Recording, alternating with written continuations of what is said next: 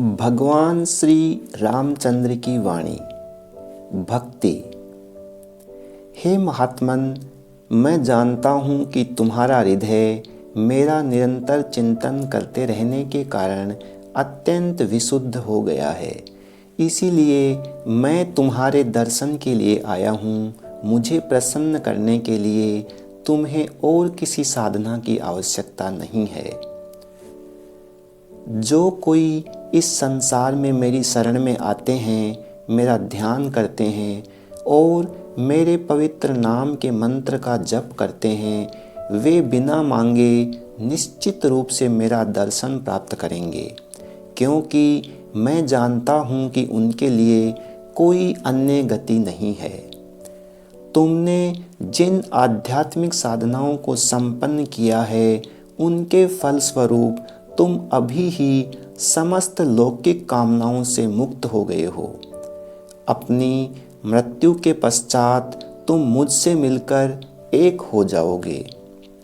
जो योगियों की सेवा करता है, जो मेरा अत्यंत भक्त है और जो विशुद्ध ज्ञान एवं परमानंद से युक्त है, उसके हाथ की हथेली में मुक्ति रखी हुई है। इस बात का महत्व नहीं है कि तुम पुरुष हो या स्त्री।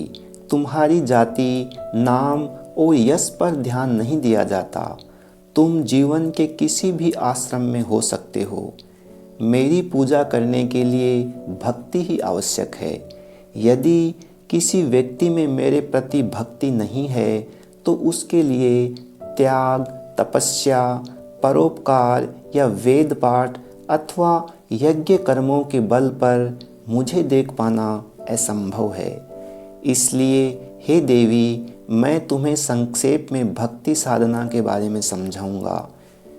स्मरण रखो कि इस पद्धति के अंतर्गत सबसे पहला पालनीय नियम पवित्र एवं साधु जनों के सत्संग की खोज करना है। जैसे नेत्र रहते हुए भी लोग रात्रि में वस्तुओं को स्पष्ट रूप से नहीं देख पाते, परंतु दीपक लाने पर वे अपना रास्ता स्पष्टतः देख लेते हैं, वैसे ही जो मुझ पर भक्ति रखते हैं, उनकी आत्मा स्वतः ज्योतित हो जाती है। भक्ति का विकास करने का मार्ग इस प्रकार है। मेरे भक्तों का संग और मेरे भक्तों की सदा सेवा, एकादशी का व्रत, मुझसे संबंधित पर्वों को मानना, मेरी गाथा का श्रवण, अध्ययन और प्रवचन, एकनिष्ठ भक्ति से मेरी सतत पूजा तथा मेरी लीला का गायन, इन नियमों का यदि कोई प्रतिदिन पालन करे तो उसे शुद्ध भक्ति की प्राप्ति होगी। जो मुझ पर भक्ति करते हैं, वे ज्ञान और वैराग्य प्राप्त करेंगे तथा उन्हें जन्म और मृत्यु के चक्र से मुक्ति मिलेगी। जिनमें मेरे प्रति भक्ति नहीं है और जो एक शास्त्र से दूसरे शास्त्र में सत्य की प्राप्ति के लिए भटकते रहते हैं, वे अधिकाधिक भ्रमित होते रहेंगे। ऐसे लोग सच्चे ज्ञान को कभी नहीं पा सकते और सैकड़ों तथा हजारों जन्म ले लेने पर भी उनके लिए मुक्ति प्राप्ति की कोई संभावना नहीं होती। किंतु जैसे ही तुम्हें भक्ति प्राप्ति होगी, तुम्हें मोक्ष पाने में कोई कठिनाई नहीं होगी। चूँकि तुम मुझ पर अत्यधिक भक्ति करते हो, अतः मेरे समादेश से तुम अत्युच्च लक्ष्य तक पहुँच जाओगे। दूसरे, तुम्हें मेरी वैश्विक लीला का वर्णन करना चाहिए और तीसरे, मेरे विभिन्न उत्तमोत्तम गुणों का कीर्तन करना चाहिए। चौथी साधना, मेरे वचनों और उपदेशों का विस्तार पूर्वक मनन और विवेचन करना है। सद्गुरु की खोज तथा आत्मनियंत्रण के द्वारा सद्व्यवहार का अभ्यास एवं धर्माचरण पांचवा पालनीय नियम है। छठे, तुम्हें अत्यंत नियमित रूप से मेरी पूजा करनी चाहिए और सातवें, अपने गुरु से मेरा पवित्र मंत्र प्राप्त करना चाहिए। पूरी सामर्थ्य से मेरे भक्तों की पूजा करना तथा सबको मेरी दृष्टि से देखना 8वीं साधना है। सभी वस्तुओं से अनासक्ति 9वीं साधना है। यह भक्ति का 9वां मार्ग है।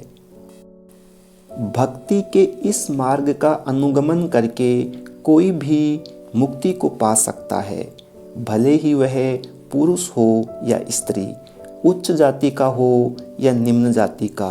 भक्ति का अर्थ है सार्वभौमिक प्रेम। जब तुम भक्ति प्राप्त करोगे तब मेरे तत्व तुम्हें स्पष्ट हो जाएंगे। जो मेरा अनुभव करता है वह इसी जन्म में मुक्त हो जाता है।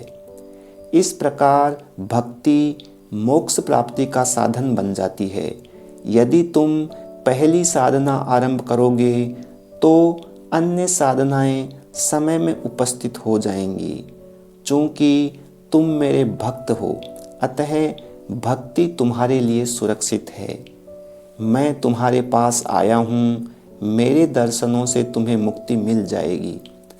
तुम्हें किसी भी प्रकार का भय करने की आवश्यकता नहीं है। अपने पूर्व जन्म में तुम मुझ पर उत्कट भक्ति करते थे, इसीलिए तुम मुझे देख पाए हो। समस्त दुखों का परित्याग करके मेरे इसी स्वरूप का ध्यान करो। मैंने तुम्हें जो उपदेश दिया है उसे मन में धारण कर लो और तुम मोक्ष प्राप्त करोगे। यह कोई व्यर्थ आशा नहीं, प्रत्युत ध्रुव सत्य है। यह जानो कि यदि मेरे नाम का जप एकाग्र भक्ति और मेरे प्रति पूर्ण शरणागति के भाव से किया जाए तो वह इस संसार के सभी पापों को नष्ट कर देता है।